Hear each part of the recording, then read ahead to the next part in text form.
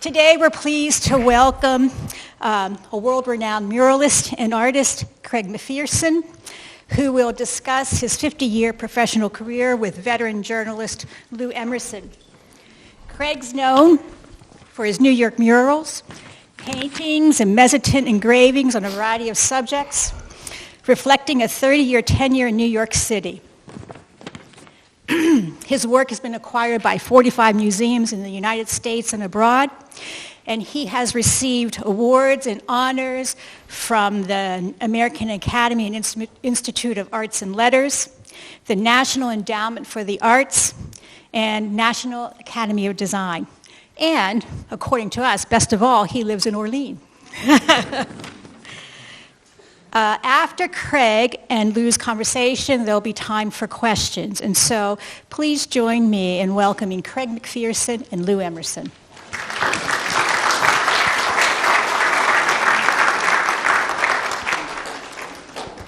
Thank you very much for being here. I'll warn everybody that the acoustics in this room can be a little challenging, so give us the heads up if you can't hear us, and please try to stay as quiet as you can because Craig's a pretty exciting guy and you may want to jump up and yell and shout.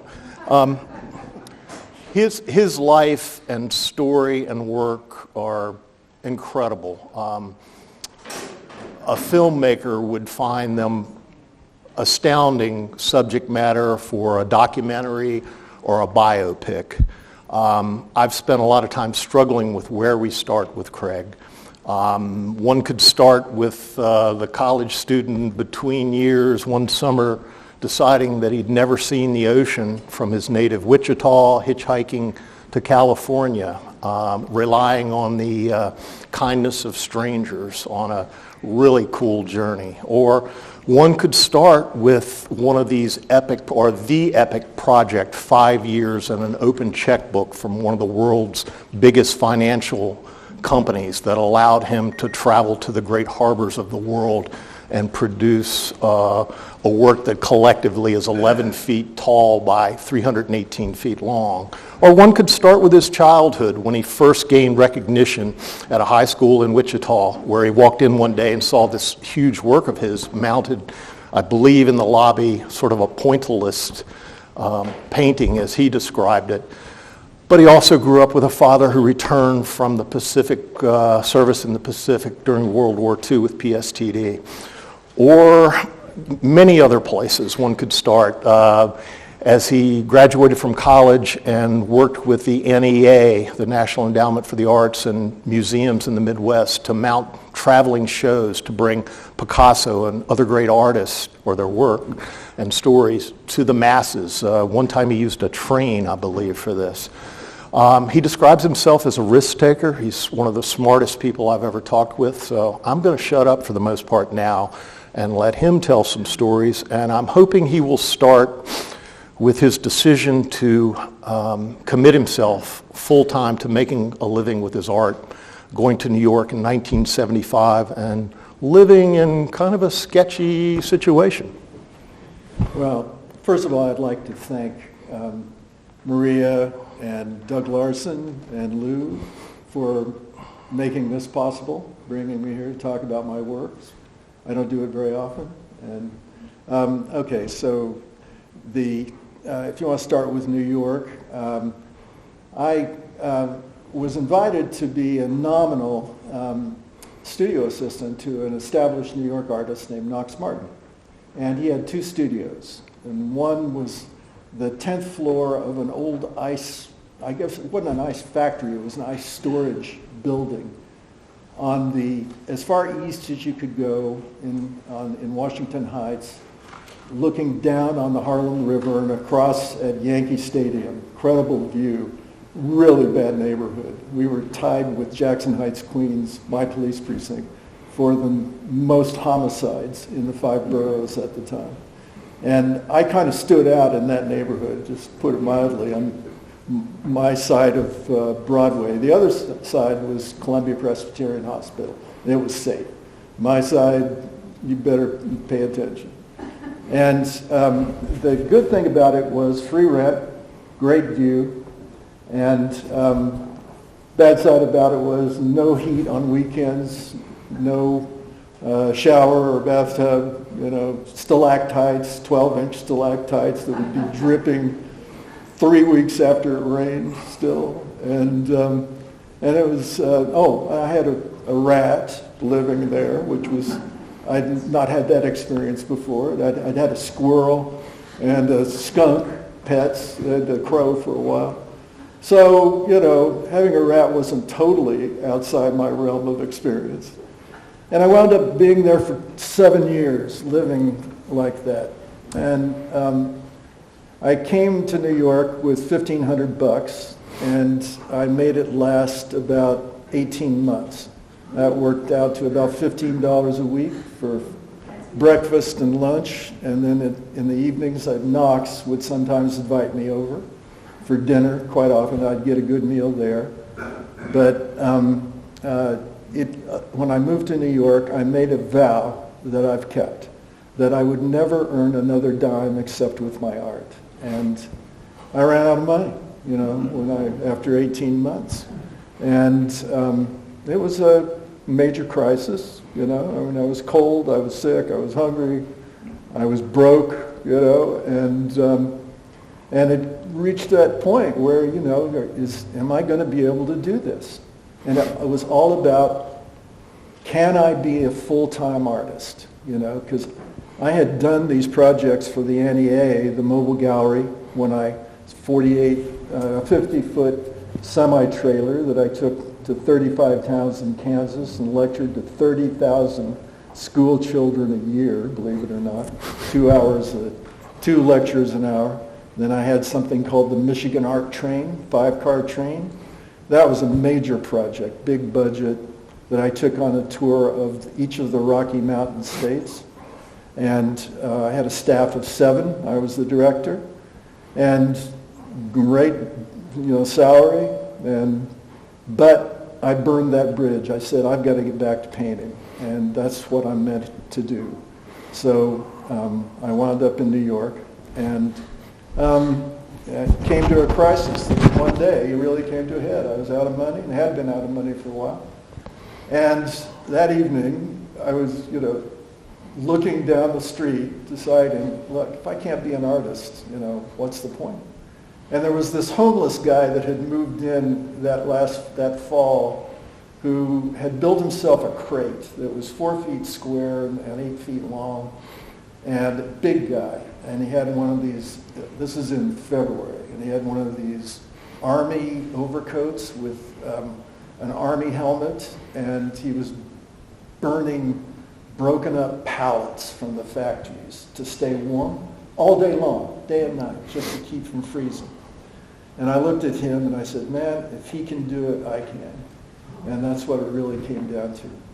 And that trash can of his became a symbol for me of survival and endurance and just, perdurance, just keep going, And that week, following week, after this very real crisis, I managed to trade a painting with the owner of the El Deportivo restaurant, Dominicano restaurant across from my studio, who I kind of got to know. So I got food for about a month, I got breakfast and lunch there.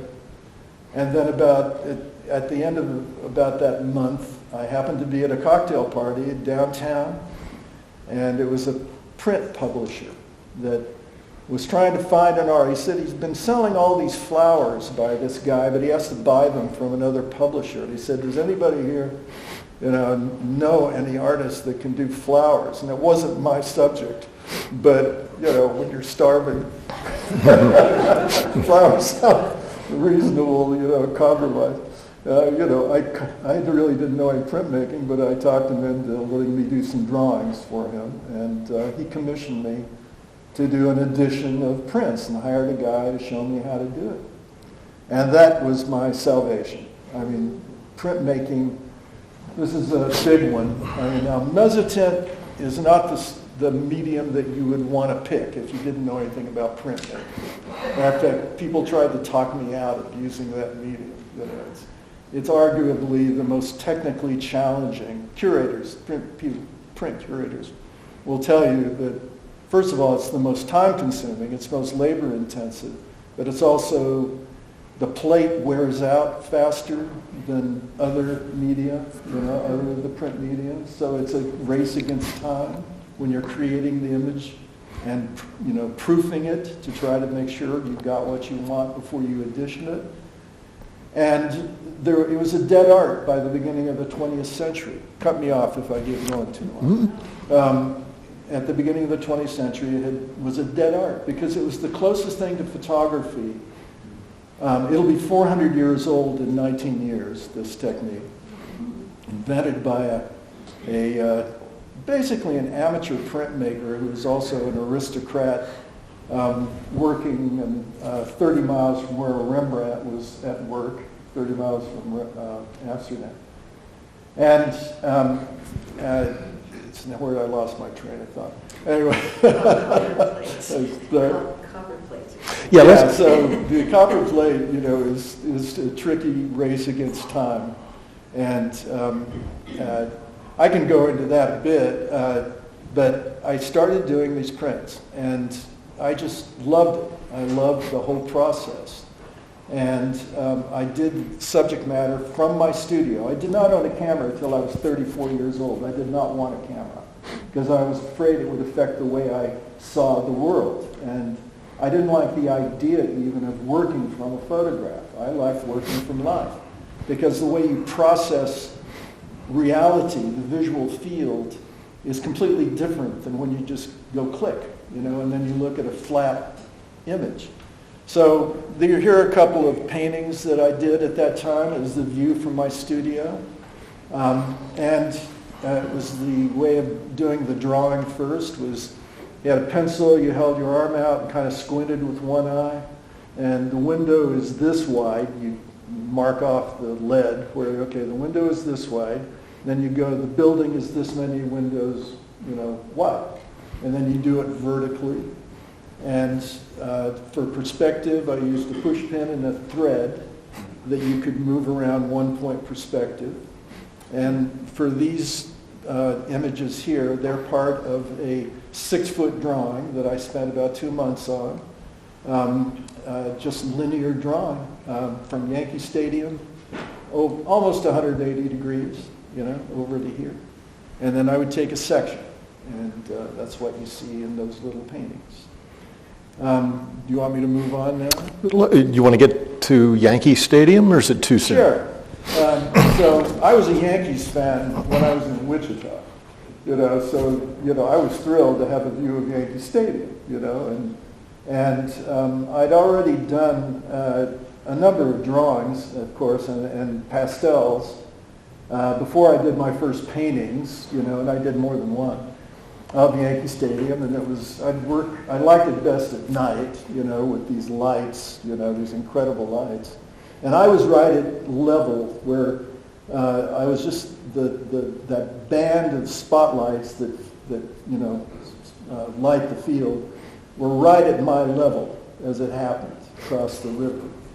And on kind of hazy nights, there would be this fog kind of like glowing. I mean, it looked like a UFO had landed, it was really dramatic. And I'd listen to the Yankees game while I was working, and so after doing a few flower editions, which was painful, for about 2 years, it paid for me to paint, and that was the main thing. I could finally, start doing some mezzotints of imagery that I wanted to do, which was my view. I had this incredible view. And now, to give you an idea, this plate, you have to rock it. You have a tool that looks like a chisel that's a single row of teeth, and they come in different grades. I use one that's 100 teeth per inch. These are tiny little spikes that you rock back and forth, and it leaves a zigzag of pits. Now, for Yankee Stadium, which you'll see reproduced in the book I have over there, is 24 by 36 inch, the plate was. Now, a big plate 400 years ago, and up until really the 19th century, a big plate was like about so big, right? And I've got some of the biggest mezzotints in history. I'm quite proud of that. This is 24 by 40. Now to rock that plate took about 1,200 hours. And that's either working 8 hours a day. If you do that, you get a really bad tennis elbow and shoulder, you know. Or you do it 3 hours a day and then you're pretty much pain-free. But it's 7 days a week. It's like meditating. You get up in the morning, you rock, you know, for 3 hours while you're listening to NPR or whatever, you know. And rocking the plate merely prepares the plate. All that does right? is it's a solid, it's pitted surface. There are no shiny spaces on that plate. It's just a massive pits. And that, if you look at the black areas there, the whole plate, if you printed it, if you inked it out and printed it, it's the blackest black you can get in printmaking. And then to create the image is use a tool called a burnisher, which is, you know, it's this tempered steel curved little, it looks like a pencil, but it has a curved end. And you smooth out the roughened surface, and wherever it's relative. Mezzotint means middle tints, middle shades of gray. So the harder you press, the smoother it gets. And you have to do it very delicately, because even just dragging it across the rock surface will leave it'll be a dark, dark gray line, but it'll be noticeable. And then to get it pure white, it takes a great deal of pressure. You get some major calluses. You get, actually, if you do it as much as I do it, you get pressure fractures in these two fingers. You know, it becomes quite painful to work, but you just sort of ignore that. And to create the image, Yankee Stadium didn't take that long because I had already done drawings and paintings of it, so I knew what I was doing. So it really only took about, I think about 2 months to prepare, to rock, took 1,000 hours to rock the plate, but it only took about 2 months to create the image and print it. That was the fastest one I ever did. And that was really the beginning of my career as an artist in New York. And as soon as I started showing it, I didn't have my first show until I was 33, I think. 32. Yankee Stadium immediately started getting picked up by museum, the Metropolitan Museum, the Art Institute of Chicago, you know, and I was sort of discovered at that point. But I was 32, that wasn't early.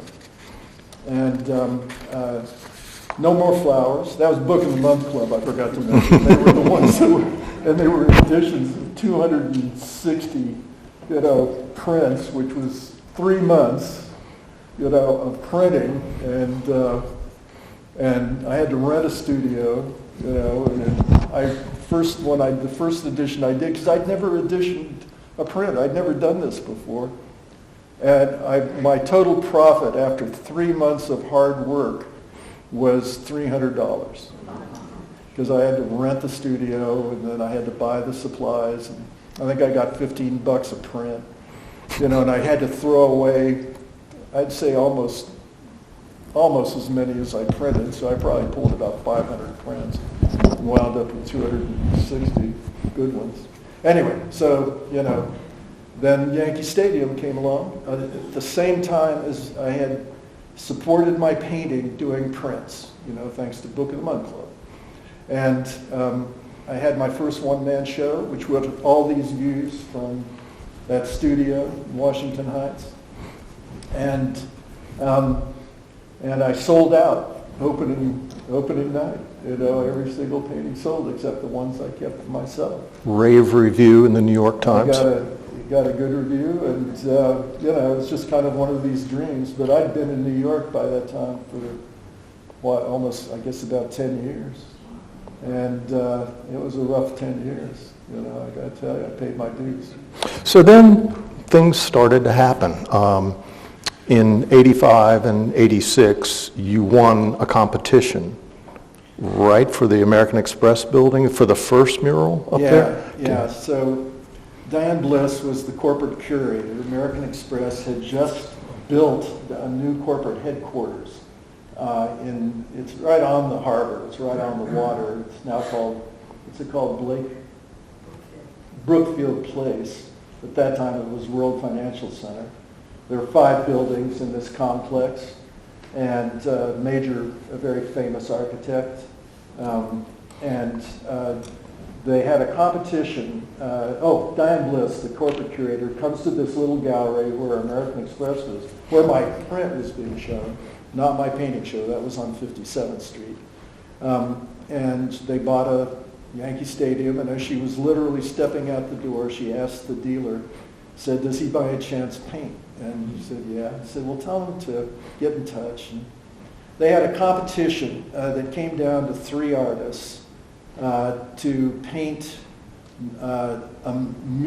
paintings for the lobby of their corporate auditorium. Building was still under construction. And it worked out to be 4 paintings, 4 walls, totaling 90 feet. And I submitted an idea to do the 3 views of the 3 rivers plus the harbor. And they gave me a deadline. I had to get it done in 18 months. Now, let me give you an idea. These 2 paintings each took about 9 months each to paint. I mean, working with a magnifying glass and like a 1-hair brush, this very small brush.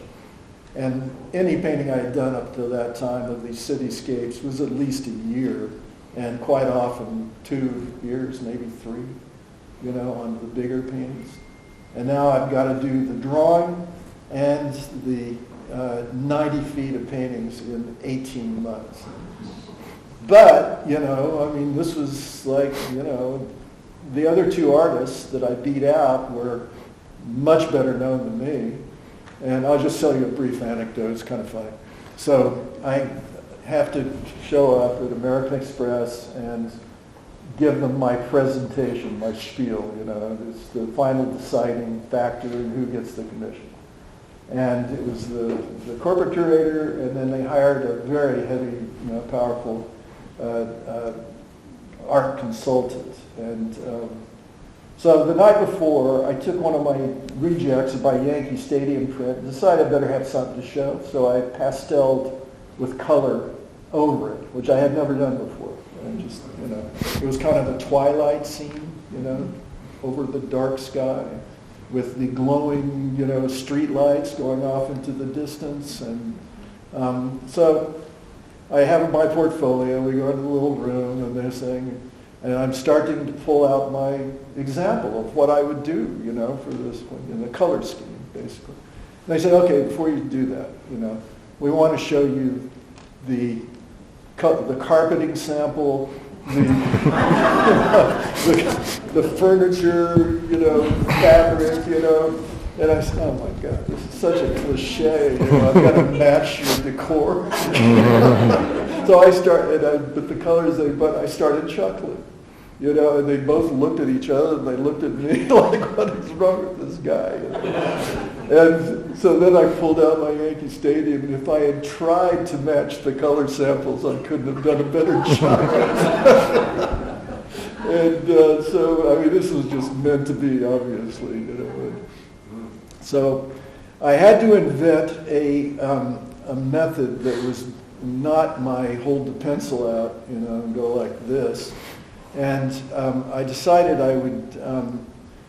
I'd get a gun sight that I would mount on a tripod that moved sideways to sideways and up and down.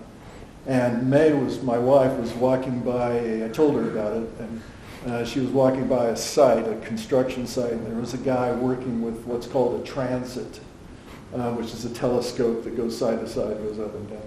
She asked him what it was, and Sears sold one of these, believe it or not, for $600. And this solved if you're doing a painting that is from the, Brooklyn Bridge over to the Statue of Liberty, okay, it's more than 180 degrees. And you want to have a true horizon line. So you try to use a camera and you get optical distortion with the curvature of the lens, but it also causes the horizon line to go like this. And that's okay, you know, if it's a little painting, maybe, it wouldn't be okay with me. But by coming up with this technique, I had a true line, true horizon line all the way, and I could then also measure every single form on the horizon. And that was a major innovation. Near as I can tell, the dean of the Department of Art History in Oxford, who wrote the definitive book on perspective drawing, he didn't know anybody else in the sense that had used this technique before. And I met him, and he came over, and I showed him how I did it. And anyway, so that took, that part of the 18 months, that ate up about 3 months, which gave me another, 15 to do the paintings. And I left home every morning at 7 and took the subway to Williamsburg, where I found a studio, and I came home every night at 11.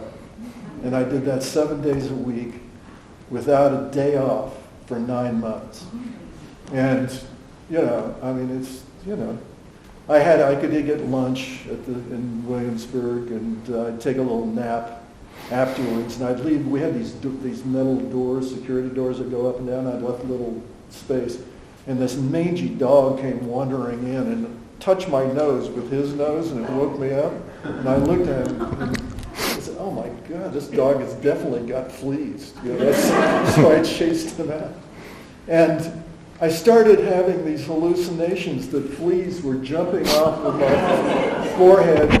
And it took exactly the right amount of time for them to do like a triple flip and then a triple twist and land on my eyebrow.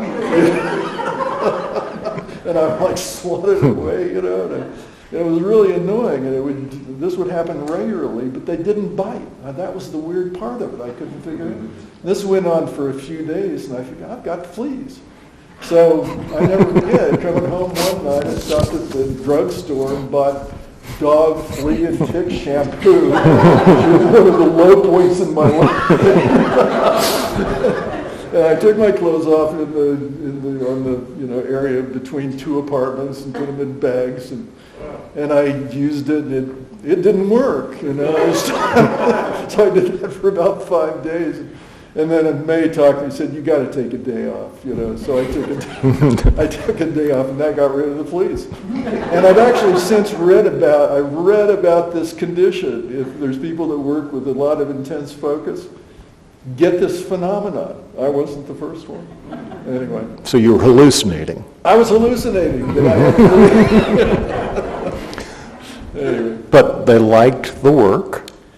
The first painting that I did, that I installed, and like I said, there was the view of their harbor, and they gave me 2 corner offices in their old corporate headquarters building. The new one wasn't finished yet.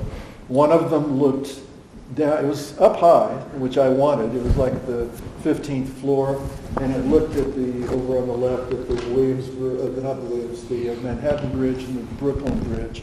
And then the other one went all the way over to Governor's Island and the Statue of Liberty. And I used my theodolite, my transit at that time, to draw this landscape. And then I blow the drawing up to the appropriate size, which was, in that case, 7 feet by 30 feet with this horizon line.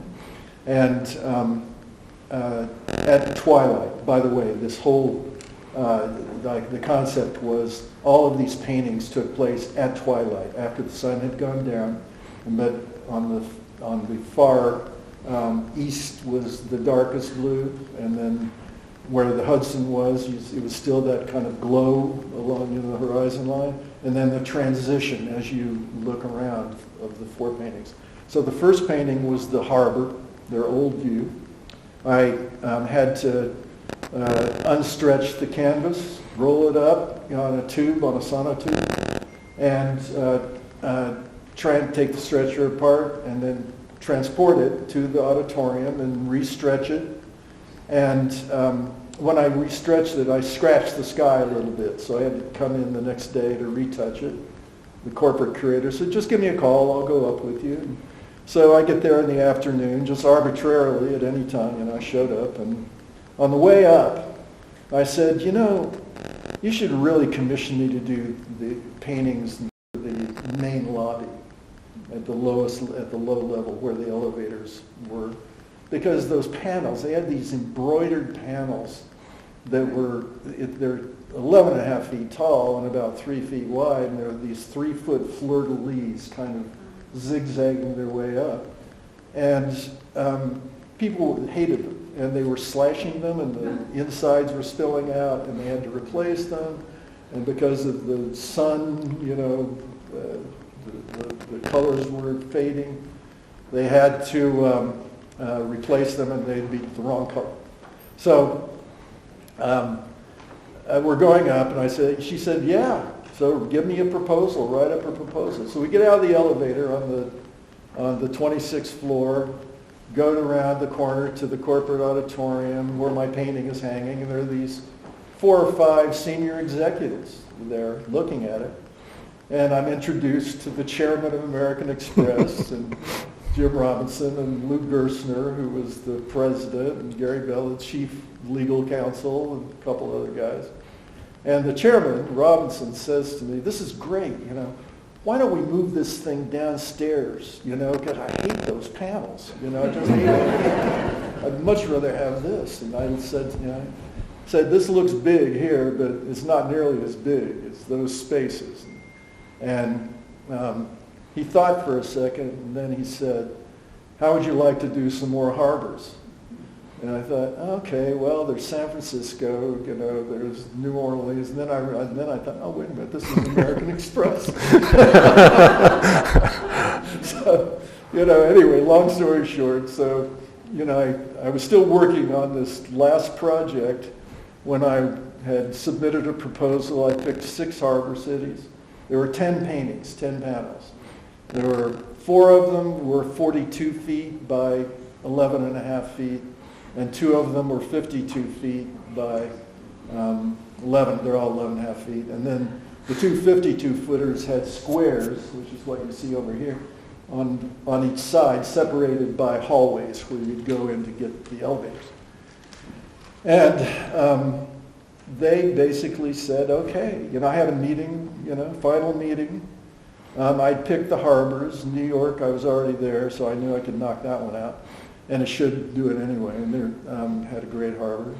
Venice, Istanbul, Sydney, Rio, and Hong Kong. I tried to hit as many continents as I could. I tried to hit harbors that were historically important, others that were currently, you know, dynamos, economic dynamos, and Northern Hemisphere, Southern Hemisphere. And then I decided to do it in the 4 seasons and the times of day, okay? And I signed the contract, finished the last project, the first project, the auditorium. And next thing I knew, you know, in January, I found myself on a plane, you know, on a round-the-world trip, visiting each of the 5 harbors, spending a week in each one to pick the site that I would work from, and all the logistics, you know, where I would store the equipment, to do the drawings. You know, this was all just to do the drawings. And that was quite an experience. They had supplied me with hosts in each place that were mostly ex-cops. So they knew the city really well. And they could get me anywhere I wanted to go, basically. I mean, my host in Istanbul we became really good friends. He had started out, grew up in the old city, and when you say old city, I mean, this is really an old city, and was a beat cop, and then he went to night school and became a lawyer. And when I met him, he had just retired as the head of the Turkish FBI, and he was a big player in Interpol. That part of the world was a big deal. And, you know, everybody else was really kind, you know, and I got my sites picked up after traveling for, you know, 5 weeks, you know, on this first trip. Came back. And, I mean, I hadn't caught my breath from this first project, you know, but now I had to design a studio. Tell me if I'm getting too technical. I had to design a studio. I had to hire a couple of assistants. I was going to be on the road. I was going to be spending 3 months in each place. to do the drawing. So I was going to be on the road for 15 months. And during that time, I had to have the first image of New York, which I worked on in February, ready to do what's called an underpainting, a gray underpainting, all shades of gray. And the drawing gets blown up to 11 and a half feet by 42 feet. I have a paint guy that just mixed paint. He did a tonal run of 8 shades of gray. And they did the underpainting from photographs only in shades of gray, basically blocking it in. Told them to use really thick paint. And then the paint has to dry for about 6 months. This is all technical. And before you can overpaint it with the colors. And use lead paint for this, because lead paint is the ideal paint, really, because it's hard and it's flexible and it has very low oil content. So when you paint with the higher oil content images, pigments, over the low, it sucks the oil from the higher oilier pigments down. It welds the colors to the gray underpainting. It makes this solid paint film, which came in handy at 9/11 when they got sandblasted. Anyway, so I'm off and running. I spent 3 months in Venice in the winter, and then Istanbul. I was there. Well, it was more like spring in Venice, and then in the summer it was in Istanbul, and then I went to Sydney after that. And then from Sydney to Rio, and then finished up in, it was Istanbul, Hong Kong, and then Rio, wait a minute, you're reminding me, it was Venice, and then Istanbul, and then Sydney, never mind, anyway, I went around the world. And you pretty much had an open checkbook from... Oh, okay, so this final meeting with Robinson and Lou Gerstner, who, actually Lou Gerstner was very much involved. He was to be the next chairman, but he then went to RJR, and then he was the chairman of IBM. He was considered one of the great chairmen of his day. We had the meeting, and they said, okay, how long is this going to take? And they were very friendly. I mean, we got along great. And I said, I can do it in 4 months, based on what I did for the first project. Knowing that it would probably take me 5, but I figured once I'm... 4 years. 4 years, excuse me, 4 years. Knowing that it would probably take me 5, but I figure once, they're committed and I'm into it, I'll just, squeak by. And then they asked me, how much is it going to cost? And I said, I have no idea. I mean, I've been to Venice, but I've never been to these other places. Plane fare, the art supplies. I mean, my God, the lead paint I was buying was $60 a can. It was Old Holland. I bought the best paint in the world, and that's just white. The colors were much more expensive. And and then the linen, oh my God, the linen was, I had these canvas, I wanted, just in case these frame spaces weren't measured exactly, I added a foot, 6 inches on both ends and side. And so they were 12 by 42 and a half. And the linen I needed for the stretchers would be 13 feet. And they only made, this company in Holland, this was the reinforced concrete of linen. Triple weave, thick, heavy duty linen. And they only made 10 foot wide. But the order was so big for 13 foot that they actually built a loom to supply my order.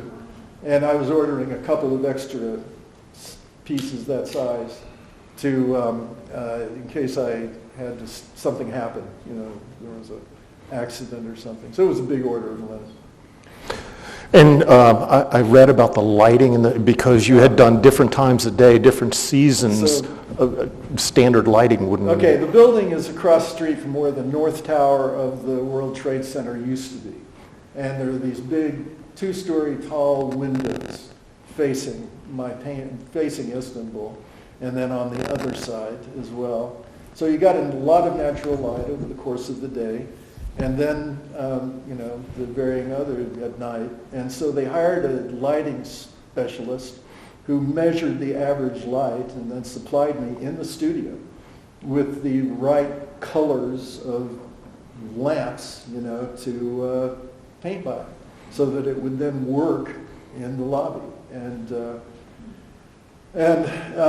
then just setting up these canvases, give you an idea, New York, when they had to be rolled onto sonotubes to be transported, big canvases, unstretched, lowered, which I devised a method using boat marine cranks, that they crank boats out of the water with, mounted on the I-beams in this.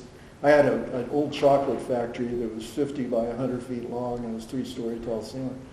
And they were all stacked in reverse order of the first paintings that would go up would be in front, and then behind them with enough space for rolling scaffoldings to go, were the next ones. And where was I? It's a lot. It's a lot. I was going to finish up just the canvas when they're finished. It had to be transported to the site, rolled up with it's a hollow sonotube with an aluminum ladder stuck through it, because it took 8 guys to move it, and they estimated it weighed somewhere between 1,500 and 1,800 pounds.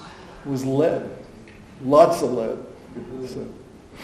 Don't want to dwell on it, but there was a crisis early where you told me you thought your career was over. So, and when you do a painting, there's no guarantee it's going to be a good painting. Like I said, I worked on these 2 little guys for 9 months each with a magnifying glass, and now I have to cover 12 feet square a month to be on schedule, even to get them done in 5 years. And the first painting was the New York canvas. I'd never done anything close to this size. Not even close, other than the 30-footer for the previous mural project. But these are 42 feet, and their first mural, they were 6 feet. This is 12 feet. And a lot of detail. These were, you'll see, if you look at these photographs here I have, there's a lot of detail. And in the past, I quite often did 2 paintings. I'd do the first one, which was kind of the tryout, and then I would, of the same image, and then do a second one, which I had solved all the problems. I couldn't do that here. So the first painting was of the New York harbor, their harbor that they loved, the one that I had installed, and different view. This was the view from New Jersey, looking across the Hudson at night in the winter, in not a snowstorm, but when there was a lot of snow on the ground, which was the case when I was working there in the back of a truck, freezing. And the snow would come down, and they had mercury vapor lights at that time, which had this kind of golden glow, kind of a slightly salmon-y color. And that's what I wanted. So I had the grisaille underpainting. I painted it, I put in the colored lights of the buildings, which were sometimes blue, sometimes, had varying colors. And it was almost finished. Did it in 4 months, which was on schedule. And everybody really liked it a lot, And then I decided I wanted that glow, that orange kind of mercury vapor effect, and I had bought a big compressor and a spray gun that sprayed a very fine mist, and I had these 4 exhaust fans mounted that blew the paint outside. And I started, mixed up the color in a transparent, it's called a glaze medium, and I figured, okay, we'll do this very carefully, and if I want to add something, so I started spraying, and it created this fog a pretty heavy fog in these lights that I had. And when I stopped, I thought I stopped at a good point. It looked like a sunset. It was like, I ruined it. I ruined my first painting. And I had been on the road for 15 months. I had spent, I don't know how much money on all these supplies. The suite of the hotel suite I had in Rio was $800 a night, for the view, and I was there for 3 months. I don't know what the others cost. And I had just ruined the first painting, and I had a, nervous break. I drove to one of the guys that was helping me out, Mohammed Khalil, lived about a couple of miles down the road, and this is near the Navy Yard. He opened the door and he took one look at me. He said, "What happened?" I said, "I just killed New York." And he said, "What?" And so he went back and he said, "Yeah."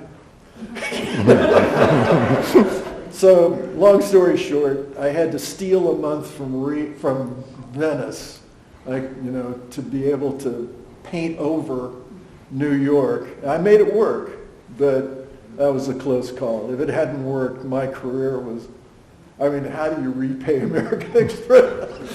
All this, and you just ruined your reputation for And again, we'll move on to more current work in a minute, but two things I read about during this project. One was that the stock market crashed soon after you got the commission and had the financial commitment dropped 20% in one day. Yeah, I was in Hong Kong with that. So the idea of a financial corporation spending lavishly on art was probably a little shaky. And then at the end, similar circumstances. Not a whole lot of press at first, not a whole lot of attention at first, despite this Herculean effort. Yeah. Everybody was very happy with this project. The chairman was happy. He got a lot of compliments. And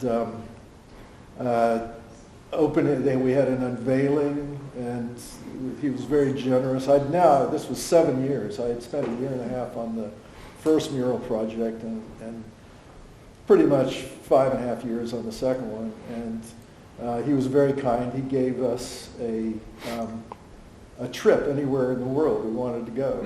It was just a nice chunk of money. And I let my wife, May, pick a place, and she picked Kyoto. So we got to spend 6 weeks in Kyoto. And everything, kind of tight. But I didn't get any press, none, zero. And that kind of was a problem. After dropping, I had just made my way into the art world with that one-man show. And I was kind of talked about as there were 4 cityscape artists. And I was one of them, Richard Estes, Richard Haas, Rackstraw Downs, and me. And I had gone to some art dealers who knew the scene, and before I accepted this commission, the second one, I said, "This is going to take me at least 5 years. I'll be out of this market for 7 years. Should I take this?" And universally they said, "No, this will end your career. You just got your foot in the door." And in a way it did. It took a long time, and I'm not sure I ever really recovered to that level. But I'm still doing it. So the book came out by Tom Wolfe called, was it Barbarians at the Gate? Barbarians at the Gate. Yeah, and Jim Robinson was prominently mentioned in the book. Apparently if he was flying someplace, the family flew in one of the private jets, and the dogs flew in another one, which didn't go over too well with the board. And good guy, but he got fired. And that affected, the mural, the press. Kind of bad timing for me and for him. And I can kind of tie this story up a bit with the 9/11. Happened, and it happened twice actually. I don't know if you remember, but there was a bomb in the parking area below it was the World Trade Center combined with the American Express. There was an underground parking area, and it was a big bomb, and some people died, and a lot of them got hurt. And my lobby below my paintings was the triage center. That's where they were treating and hauled everybody. So that happened. But then the second one, the windows of the across from Istanbul were blown in with that dust when the North Tower dropped, and they got sandblasted. And the others were covered with this horrible dust that had jet fuel in it, and they were exposed to the elements for like 6 weeks before they could really cover them up. More than 6 weeks, I think, actually. The 26th floor had taken a major hit. This big wedge you'll see in the photographs from the tower had embedded itself, and I'm pretty sure my paintings, they're not there anymore. And I never got a straight answer where they are, what happened to them. I'm pretty sure they were badly damaged. That's where the auditorium was. And it turned out, so about, I guess 9 months or a year later, I don't know, it was quite a while before they got the area cleaned up enough that the workers could come back in. And the strange story was that a number of them complained to the management that the New York painting, which you will see, disappearing into the glowing into the clouds of the snow, the little snowstorm. They said it looked too much like the burning towers, and they wanted it removed, or at least covered. And the management didn't do it, but if you look, it does kind of remind me.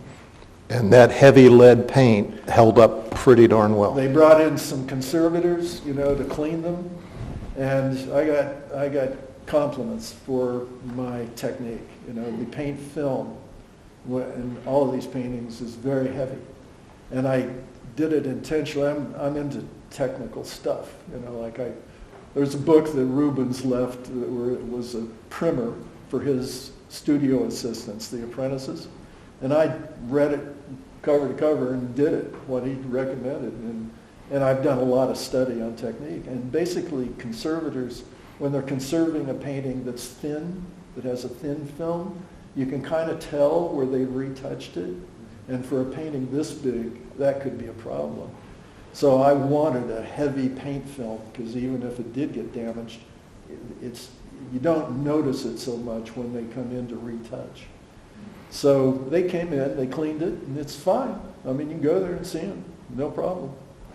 Amazing. There's so much ground to cover, and I apologize. We're going to have to speed it up a little bit, but you had a notable one-man show in Cambridge. You then devoted a lot of time to steel mills in Pittsburgh and produced a lot of work there. We can't go too deep on that. Tell us what you're doing today. The thing that occurs to me is just your work ethic, your attention to detail, and your discipline. You worked every day for 7 years. Well, I still do. And you still do. Yeah. What I do you don't work that many hours. What are you working on now? Well, I still do prints. I love printmaking, and that's what these two shows you mentioned. The one in Cambridge was a survey. It was the Cambridge University Museum, and then the Pittsburgh show, which was the 250th anniversary of the founding of Pittsburgh. And that was based on the steel industry also. Got to spend time in some mills, which was, I loved that. And now I'm doing, after that, I've chosen a number of subjects that basically the rule of thumb to make it in the New York art world is you find a style, a subject matter, a technique. And that if you get recognized, if you're fortunate enough to get recognized for it, then you kind of do for the rest of your career. And the most successful artists have done that.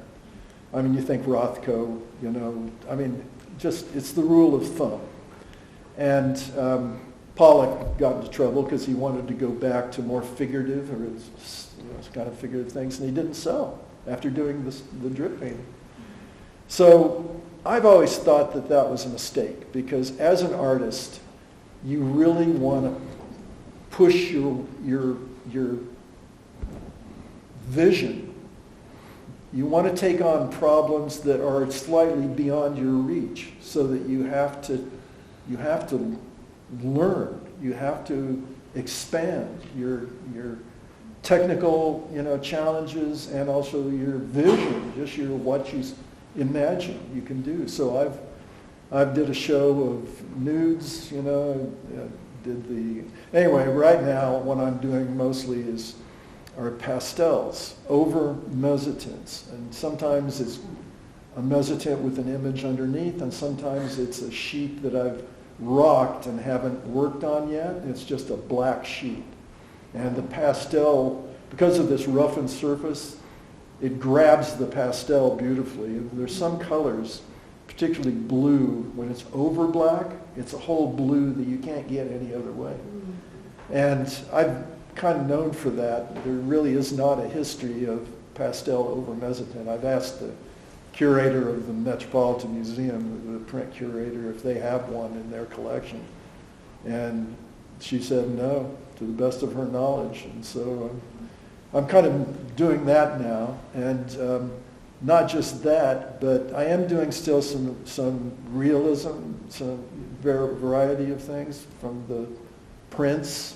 But I'm doing pure abstraction also, based on fire. I got really interested in fire, going back to that trash can of that guy, that homeless guy. And it's evolved. I've done a bunch of those, of real fire and a whole series of trash cans. But now I've taken it someplace else. I've taken it to sparks.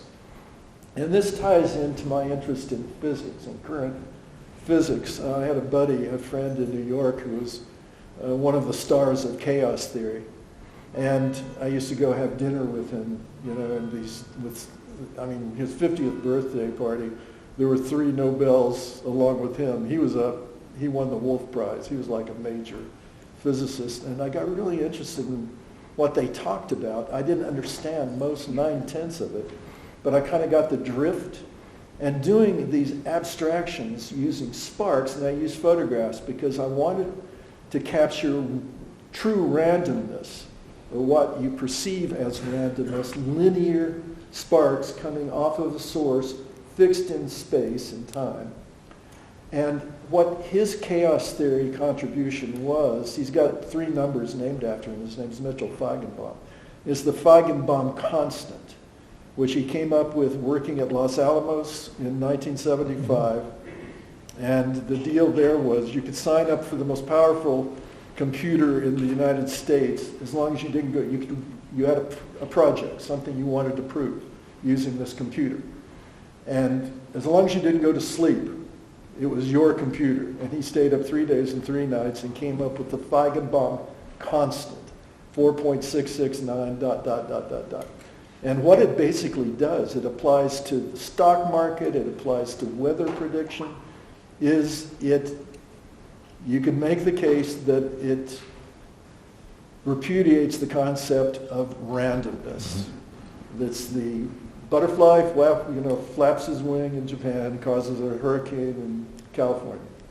And I wanted to see, working with these linear sparks, and after having worked with reality with a telescope, with a powerful telescope, working with forms point by point by point, and you can see some of the drawings there, I kind of wanted to see what operates in nature at the random level.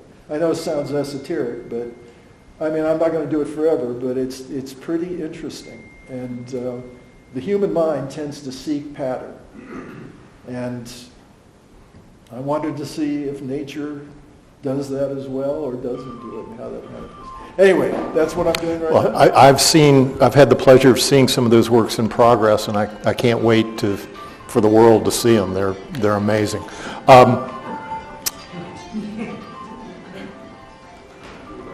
Quickly, how did you and May end up in Fauquier? Which is the question all of us have about everybody we meet out here. I needed a bigger studio. I was working in our loft. May had become friends with the Head family, that started Airlie, when she was just out of college. And Kim Head was an old friend. I knew they had a number of houses on the property, and I asked Kim if they had one they might let me work from for the 2 years it would take me to do this show. And the Airlie Foundation and Kim Head and Kevin Carter, who was the director at the time, and Doug, were you there? You were there at the time as well.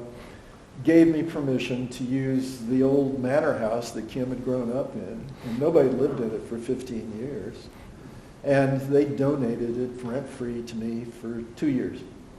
And I'd been in New York, for 32 years. I, had kind of done the New York lifestyle, and I was kind of ready for something new.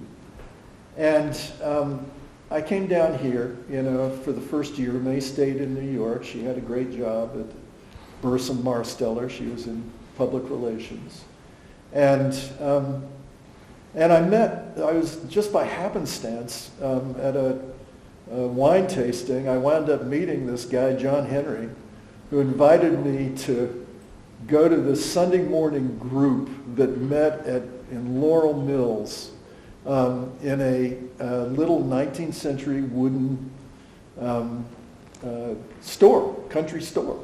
And this tiny little 5 houses, and all these guys, basically, occasionally there'd be a woman, showed up, and we'd sit on the porch and talk, and it was an incredibly interesting group of men. Like Carl Coons, former ambassador to Nepal, and then he'd been in charge of all of North Africa for the State Department. But mostly we talked about archaeology, about early man. His father had been a very famous professor of early man at Harvard. And by the way, he was 003 in the OSS. Wild Bill Donovan hired him because of the invasion of North Africa. And he had become friends in his archaeological work. This is Carl's father. He learned to speak what the Berbers, the hill people, spoke, and became friends with them. They didn't care. They would just as soon shoot a German as an American, So they needed an introduction, and he worked on the invasion of Morocco, in North Africa. Anyway, that was Carl, and then there were spooks, there were spies, there were Jim Rustin, there were Marines like my buddy over here, Dick Manuel, and 2 or 3 of those, a former SAS guy. And I'd never hung out listening to war stories firsthand. I read a lot of history, but I had never heard it spoken, about what actually it was like. That was fascinating. And then there were the political activists, the whole spectrum. And I had a great social life in New York, but it tended to be kind of arty and collectors and real estate guys. And I found this just fascinating. I'm interested in current affairs. So I said to May, and also I like hiking, I like being in the woods, and I kind of got tired of the city life. I said, why don't we do something new? And it was 2007. And the real estate market had peaked, and I was kind of worried about our loft, that we had now lived in for 25 years. Let's sell the loft and try something new. And so we did, 6 months before the crash, got our price, and here we are. And I love it. We now live near Orlean, and I go for a hike every morning, 2.5-mile hike, and Fauquier. There's a forest preserve, and and I've got a studio. I needed a big studio, and the guy that we bought a house had a Morton barn, and so the house came with the studio. We bought the studio, a house came. That's why May didn't really like the house that much, but I was kind of insistent I needed a studio. So anyway. We've run a little bit over, but I would like to give anybody who has a really good question an opportunity to ask it. And if not, Craig will stick around for a while afterward. You want to come up and look at these things closely. But does anyone have a question that you're really dying to ask? We've got a microphone. We want to hear you on the video, please. Craig, could you come back next year and tell us all about your chaos theory and your sparks?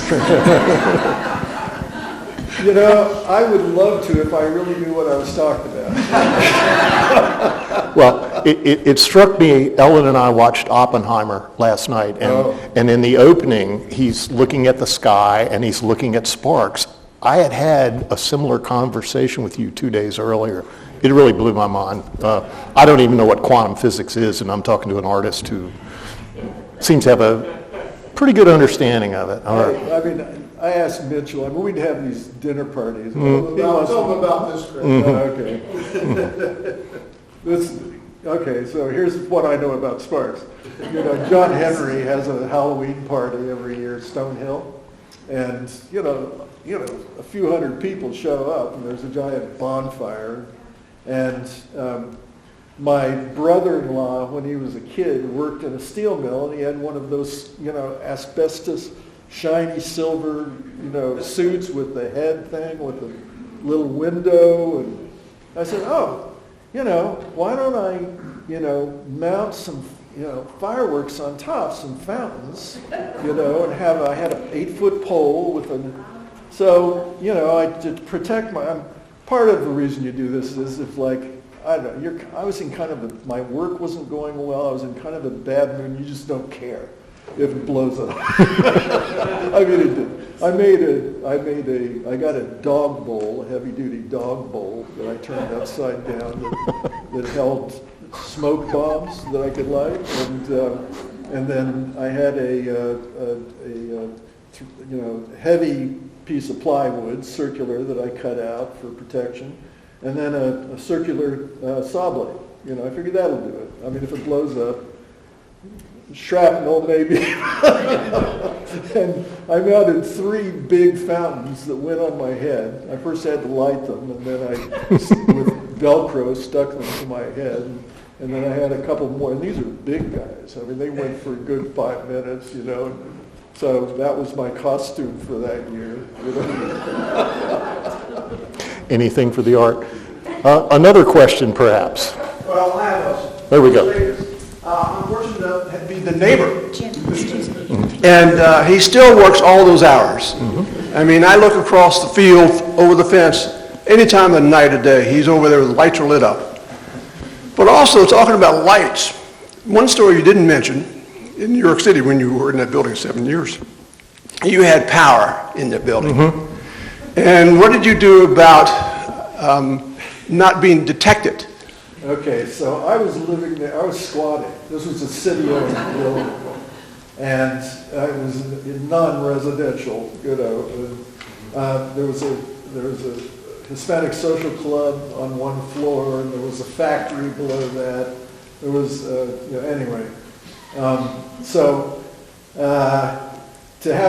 There was no electricity, and so I had to knock a hole. The elevator, 10 floors, so the elevator stopped on the floor below me, but I didn't have access to it. It was in these lofts where you could take it. So I had to walk 10 floors to get to the top, and whenever I wanted to go anywhere. And to get electricity, I knocked a hole in the elevator works where the machinery was, and you could go around the what you call it, the terrace that went all the way around the whole. This is about this. I guess the total lot was probably 4,000 square feet, and I probably had 1,000 of it. I mean, the rat had about half of that over in his corner, at least for the first year. It got so cold the second year, he left, moved out, and I refused to share my electric blanket with him.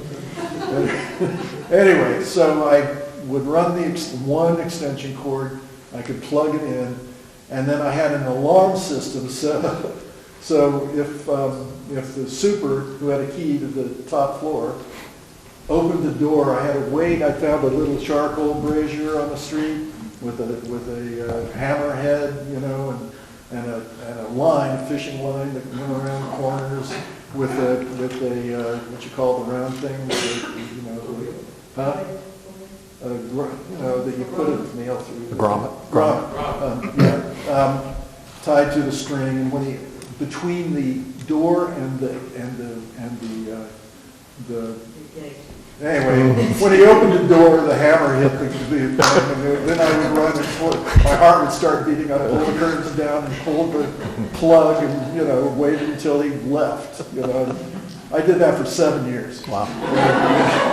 Now, one last question. I understand that the art at the American Express building, how many people see it in a given year? It's about 10,000 people a day. Wow. And the statute of limitations has run out on that stealing of electricity stuff. A final question? How'd you meet May? Oh, that's a bit of a story. Do we have time? It's a great story. Yeah, let's do it. Let me give it a quick. Okay. I mean, it's worth it, you know. So my best year, when I met May, I'd had my best year of those 7. I'm now 32. And that my best year of those 7 years with Book of the Month Club and doing this was $2,500. That was my best year. And I have 2 good pairs of jeans, or 1 good pair and 1 bad pair. And, you know, I have a Greek sailor hat, and, you know, I did have a corduroy sport coat jacket. And I'm at a friend's birthday party down on 54th Street. And May had met him and was invited to his birthday party, fellow artist. And now I've got to tell you, to back this up a bit, when I first started learning how to draw, I kept drawing this woman, very specific. And as my technique, and this is when I'm like 12 or 13, and as my technique improved, my woman became more defined, very specific eyes, nose, and mouth. And when I moved to New York, I started a life-size, 3/4 length self-portrait of me in a robe painting, and a portrait of my woman, you know, that I worked on for about 1.5 years, 2 years. And I had a show in Wichita with this figurative stuff I didn't mention, and needed a title for this portrait of this woman. And I figured, okay, she's very sensuous, but she's also got this spiritual side. So it's Mary Magdalene, but I don't want to call it Mary Magdalene. So I just gave it the initials MM. That was the title and it was reproduced in the Wichita Eagle and Beacon that Sunday, by the way. So I'm at this party, and up the stairs, and in walks my woman. I mean, that I've been painting and drawing since I was 12. Wow. And my knees literally gave out. I know, you know, you hear about, you know, you get weak. It happened. I had to catch my balance. I mean, it was like this psychic shock, you know, and what do you say? You know, to try to pick up this girl, you know, say, well, I've been drawing you since I was 12, yeah. Right?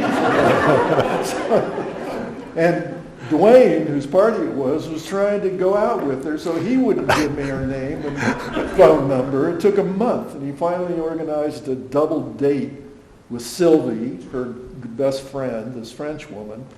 And she showed up with Sylvie, and they were really well dressed, and here I am in my Greek sailor cap and hair down to here. And we got together, and then I invited them to come up to my studio, her friends Sylvie and May, and they came up, and I showed on a Sunday, because all the drug dealers on the other side of the street of 168 have gone home to bed after a rough Saturday night that usually ends about 4 in the morning. They show up, and I had, you know, coffee and, you know.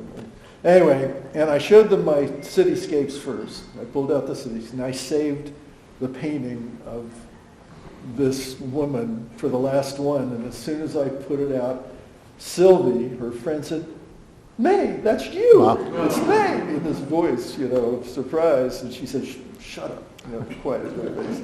Quiet. And by the way, my wife's initials are MM. MM. You know, is the kicker to this. Great question. Thank you. Well, thank you so much. Just want to thank Maria.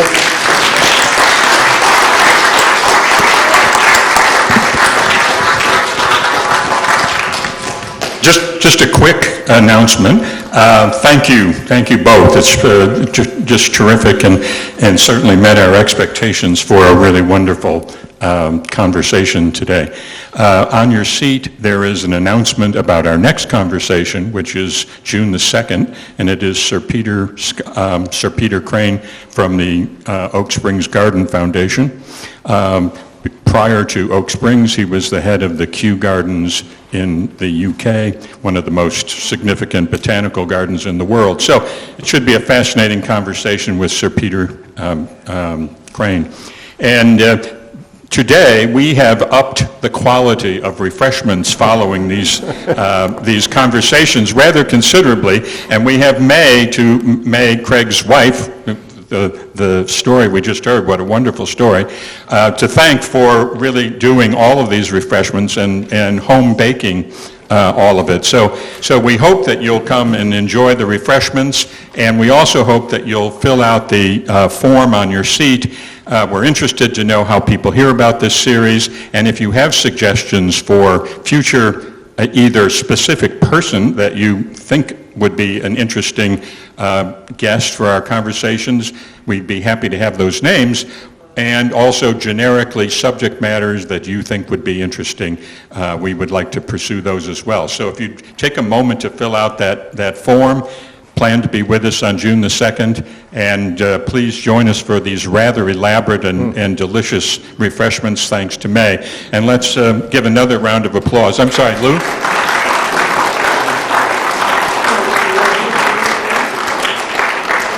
Well, if I might, I would like to again thank Bob Rankin, who films and edits these things. The video will be available on the library's YouTube channel soon. Bob does incredible work. Thank you, Lisa and Maria, for all the work you do behind the scenes to make this happen.